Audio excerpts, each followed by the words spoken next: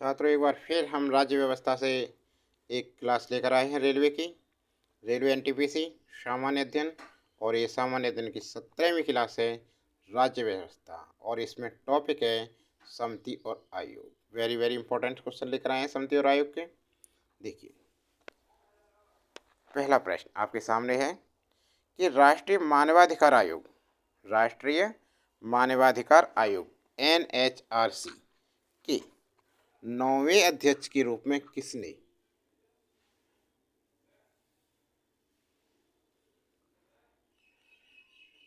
कार्यभार संभाला है। ठीक है, तो विकल्प ए देखिए, बी राम सुब्रमण्यम,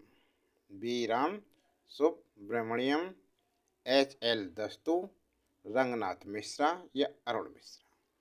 तो 9वें अध्यक्ष के रूप में कार्यभार संभाला है बी राम सुब्रमण्यम। विकल्प ए बिल्कुल सही है। अब देखिए, 2025 में राष्ट्रीय मानवाधिकार आयोग NHRC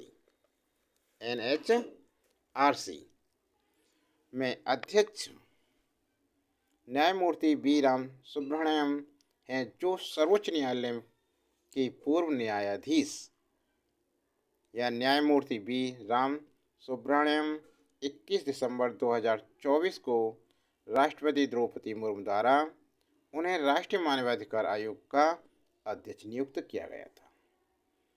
वे 30 जून 1958 को पैदा हुए थे। वे हिमाचल प्रदेश के उच्च न्यायालय में मुख्य न्यायाधीश रह चुके हैं। मद्रास लॉ कॉलेज से कानून की पढ़ाई की है। 9 नवंबर 2009 को वे स्थायी जज बने। 23 सितंबर 2019 में सुप्रीम कोर्ट के जज बने तथा 29 जून 2023 को सेवानिवृत्त हुए। इनसे पहले इन्होंने कार्यभार संभाला था न्यायमूर्ति अरुण मिश्रा से, जो ये 8वें अध्यक्ष थे। ठीक है ना। और इनसे पहले थे रंगनाथ मिश्रा का नाम है, ये प्रथम थे। ये थे 8वें अध्यक्ष और ये प्रथम अध्यक्ष रंगनाथ मिश्रा। और सर्वोच्च न्यायालय के पूर्व प्रधान न्यायाधीश HL दस्तू 7वें अध्यक्ष थे। उन्होंने 19 फरवरी 2016 को राष्ट्रीय मानवाधिकार आयोग के 7वें अध्यक्ष के रूप में पद संभाला था। इन्होंने 7वें, तो 7वें याद हो गया, 8वां हो गया और 9वां, ये कौन से हैं? 9वें अध्यक्ष। और प्रथम रंगनाथ मिश्र थे। समझ में आ गया ना। अगला प्रश्न है, राष्ट्रीय महिला आयोग NCW का पहला पुरुष सदस्य कौन बना? अरविंद केजरीवाल, मनीष सिसोदिया, प्रशांत भूषण या आलोक रावत। तो ये बने थे आलोक रावत। विकल्प जो डी है हमारा बिल्कुल सही उत्तर है। पूर्व कैबिनेट सचिव आलोक रावत को राष्ट्रीय महिला आयोग में पहला पुरुष सदस्य नियुक्त किया गया है। श्री रावत वर्ष 1977 के सिक्किम कैडर के भारतीय प्रशासनिक सेवा के अधिकारी हैं। वर्तमान में राष्ट्रीय महिला आयोग की कार्यकारी अध्यक्षा रेखा शर्मा है।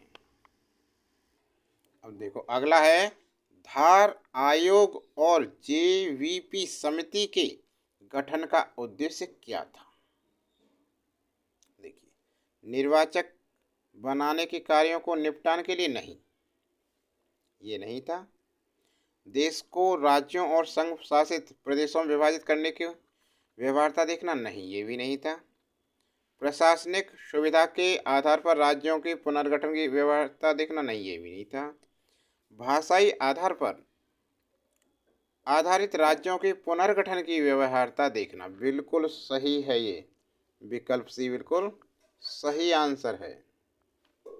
देखिए, भाषाई आधार पर राज्यों के पुनर्गठन की व्यवहार्यता के लिए वर्ष 1947 में संविधान सभा द्वारा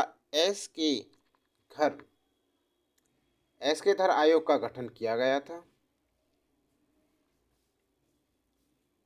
पुणे कांग्रेस के जयपुर अधिवेशन 1948 में जेवीपी जवाहरलाल नेहरू, वल्लभ भाई पटेल एवं पट्टाभी सीतारामैया के नेतृत्व में आयोग का गठन भाषाई आधार पर राज्यों के गठन की समीक्षा हेतु किया गया। अगला प्रश्न देखिए। अगला प्रश्न है 1953 में पहला पिछड़ा वर्ग आयोग डॉट डॉट की अध्यक्षता में नियुक्त किया गया था। काका कालेकर, बीपी मंडल, बीपी सिंह, पीवी नरसिंह राव। तो वर्ष 1953 में काका कालेलकर की अध्यक्षता में पहला पिछड़ा वर्ग आयोग गठित किया गया। इसने अपनी रिपोर्ट वर्ष 1955 में प्रस्तुत की। तो विकल्प ए इसका सही उत्तर हो गया। अगला प्रश्न देखिए ध्यान से। अगला प्रश्न है कि ओबीसी के वर्ग में क्रीमी लेयर की पहचान करने के लिए नियुक्त समिति का नाम किया था, जिसने 1993 में अपनी रिपोर्ट प्रस्तुत की और उसे स्वीकार कर लिया गया। अपनी रिपोर्ट प्रस्तुत की और उसे स्वीकार कर लिया गया। देखिए कौन था वो, कौन सी समिति थी? Doctor KM. मुंशी समिति? नहीं, ये नहीं थी। जीवी मावलंकर समिति? ये भी समिति नहीं थी। स्वर्ण सिंह समिति? ये भी नहीं थी।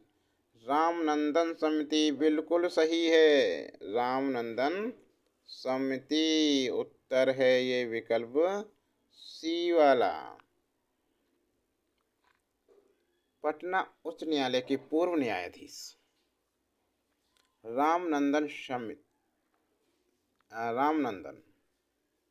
जो समिति बनी थी, तो ये कौन थे? पटना उच्च न्यायालय के पूर्व न्यायाधीश रामनंदन प्रसाद की अध्यक्षता में ओबीसी वर्ग में क्रीमी लेयर की पहचान करने के लिए नवंबर 1992 में समिति गठित की गई। इस समिति ने वर्ष 1993 में अपनी रिपोर्ट प्रस्तुत की, जिसे भारत सरकार ने स्वीकार कर लिया था। समझ में आ गया ना? तो छात्रों, ये क्लास कैसी लग रही है आपको? क्लास अच्छी लग रही हो तो क्लास को लाइक कीजिए, और हमारे चैनल को अभी तक सब्सक्राइब नहीं किया है तो जल्दी से फटाफट चैनल को सब्सक्राइब कर लें, बेल आइकन दबाना ना भूलें, और अगली क्लास जल्दी लेकर आएंगे। बने रहें चैनल पर।